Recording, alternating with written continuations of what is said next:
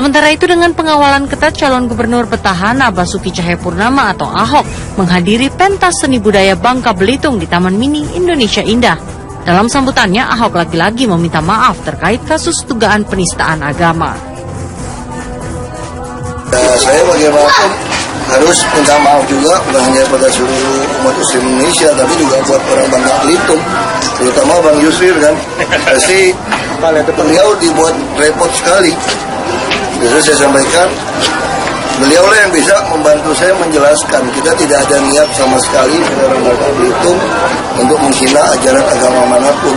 Ya, Pak. Apalagi Bang Yusril kan sering kita kontak ya. Beliau sering sekali sampai pada saya, pelajari Islam baik-baik, benar-benar itu banyak sekali keindahan dari agama Islam, beliau sering sampaikan. Selain memberikan sambutan, Ahok juga menghibur para undangan dengan menyanyikan sebuah lagu. Dari Jakarta, Tim Liputan RTV. Sementara itu hari ini calon gubernur DKI Jakarta nomor urut 2 Basuki Cahayapurnama menghadiri perayaan ulang tahun Provinsi Bangka Belitung di Taman Mini Indonesia Indah Jakarta. Dalam kesempatan ini Ahok meminta maaf kepada warga Belitung atas kasus dugaan penodaan agama. Di hadapan ratusan masyarakat Bangka Belitung yang menetap di Jakarta, Ahok meminta maaf atas kasus dugaan penodaan agama yang melibatkan Ahok sebagai tersangka. Permintaan maaf ini disampaikan karena menurut Ahok, dugaan penodaan agama telah menyusahkan warga Bangka Belitung.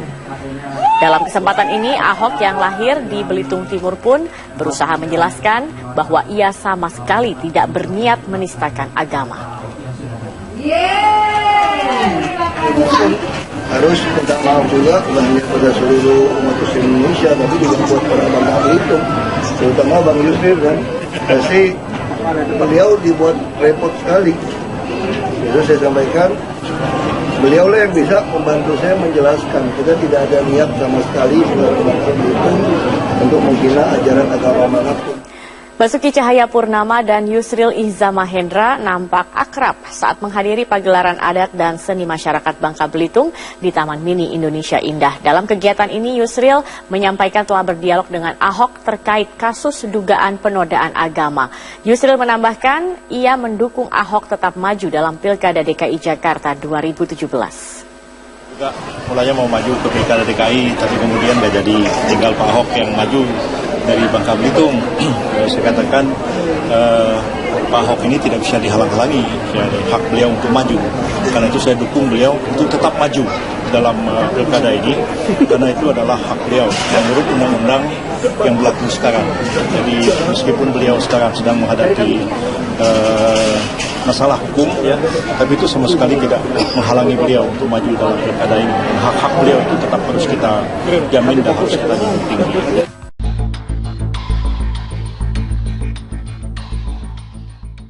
Kami. Yang pertama, harapan kami adalah agar pelimpahan tahap pertama ini yaitu bisa berjalan dengan baik dan bisa segera di P21. Nah, supaya masalah ini tidak diulur-ulur lagi. Nah, setelah di P21 tentu kita minta juga percepatan agar segera dilimpahkan ke pengadilan. Nah, ini penting sekali karena ini sudah menjadi kegaduhan nasional, bahkan heboh internasional. Lebih cepat disidangkan akan lebih baik. Dan yang ketiga, kami minta juga harapan kami agar Kejaksaan Agung menggunakan haknya, yaitu setelah P21 nanti untuk menahan Ahok. Nah, itu yang kita minta karena Kejaksaan juga punya hak untuk melakukan itu. Jadi tuntutan kami sejak awal tidak berubah, Ahok harus ditahan. Nah, itu yang sudah kami sampaikan. Nah, kita lihat ke depan bagaimana perkembangannya. Silakan. Ketika tuntutan kami tetap harus ditahan. Jadi kami dari awal kami melaporkan pada tanggal 6 Oktober ke Mabes Polri bahwa ini harus ditahan. Ya, jika tidak ditahan, kami akan melakukan langkah-langkah konstitusional baik secara hukum maupun politik dengan mendatangi DPR ataupun instansi lainnya agar Ahok ini harus ditahan. Karena persoalannya adalah kasus yang mengaitkan Ahok ini merupakan peristiwa luar biasa. Kenapa luar biasa? Satu, karena dilakukan oleh pejabat publik. Yang kedua, karena sudah berdampak luas. Yang ketiga, karena sudah menyebabkan kegaduhan nasional, bahkan heboh internasional. Yang keempat, sudah menimbulkan korban. Ini sudah menimbulkan korban. Korbannya di mana-mana secara masif terjadi demo, terjadi aksi, terjadi benturan antara masyarakat dengan aparat keamanan. Ada yang terluka, ada yang meninggal dunia. Bahkan dari pihak polisi sendiri juga ada yang terluka. Nah, ditambah lagi, ini berpotensi memecah belah NKRI. Nah, maka itu supaya kita menyelesaikan sampai di sini polemik ini, segera tahan dan sidangkan. Nah, rencana untuk tanggal 2 Desember bagaimana, Bu? Tanggal 2 Desember? Ya, tanggal 2 Desember sebagaimana kita ketahui tetap akan digelar aksi bela Islam ketiga. Sekali lagi, aksi bela Islam ketiga insya Allah akan tetap digelar pada hari Jumat tanggal 2 Desember. Dan itu merupakan aksi super damai, aksi unjuk rasa yang dilindungi oleh Undang-Undang Nomor 9 Tahun 1998. Siapapun manusianya di Indonesia ini tidak berhak. Ya, diantaranya pada acara salah satu partai pendukungnya, kemudian pada saat wawancara di Balai Kota dan beberapa tempat lain. Apakah alat bukti itu bisa memenjarakan Ahok? Oh, sangat.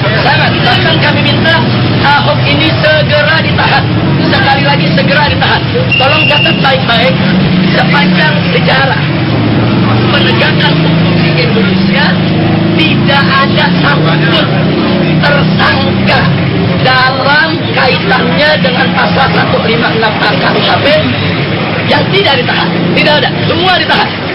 Mulai dari dulu ada kasus Pak Permadi, SH, kemudian Aris Wendo Atmowiloto, Ria Aminuddin, Ahmad Musadek, kemudian Yusman Roy, semua terkait daripada pasal 156A KUHP dan semua ditahan. Jadi kalau saat ini Ahok tidak ditahan, ini menjadi presiden buruk bagi penegakan hukum di negara kesatuan Republik Indonesia. Jadi kami tetap pada prinsip pertama, harus ditahan. Sekali lagi, harus ditahan.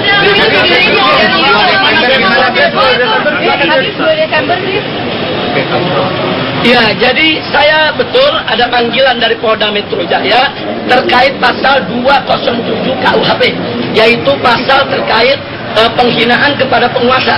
Siapa terlapornya di dalam surat tidak disebutkan. Nah, karena itu kita masih diskusikan dengan tim advokat bagaimana cara kita menyikapi daripada surat panggilan tadi. Karena sebuah surat panggilan harus jelas. Saya ini mau dijadikan saksi, terlapornya siapa. Nah, karena itu kita minta supaya Polda Metro Jaya itu bersikap profesional. Nah, jadi silakan kirimkan surat panggilan kepada saya akan datang selama 24 jam, asal surat itu jelas siapa terlapornya. Nah, jadi jangan mengirimkan surat terlapornya nggak jelas. Untuk terlapor titik-titik.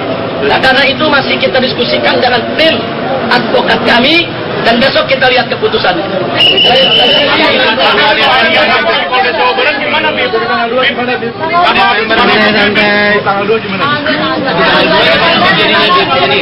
Tanggal 2 Desember adalah unjuk rasa yang dilindungi Undang-Undang Nomor 9 Tahun 1998. Siapapun orangnya di negara Republik Indonesia tidak boleh melarang suatu unjuk rasa yang dijamin oleh undang-undang. Presiden sekalipun. Bahkan dalam pasal 18 ayat 1 dan ayat 2 dari Undang-Undang Nomor 9 Tahun 98 ditegaskan barang siapa menghalangi atau menghadang yaitu dengan kekerasan suatu unjuk rasa yang dilindungi oleh undang-undang dipidana 1 tahun penjara. Jadi kalau presiden atau Kapolri atau siapapun mencoba untuk menghalangi unjuk rasa damai yang sudah dijamin oleh Undang-Undang Nomor 9 Tahun 1998 tersebut, maka beliau-beliau bisa dipidana 1 tahun penjara.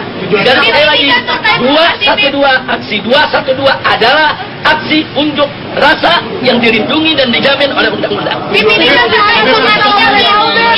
Tujuannya tetap sama. Aksi bela Islam pertama tujuannya tahan Ahok. Aksi bela Islam 2 tujuannya tahan Ahok.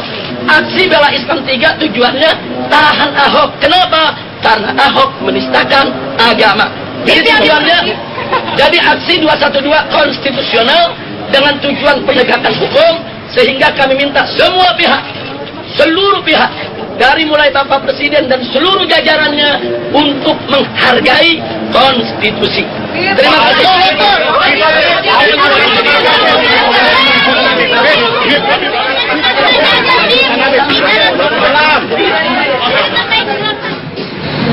Purnama alias Ahok berharap agar kasus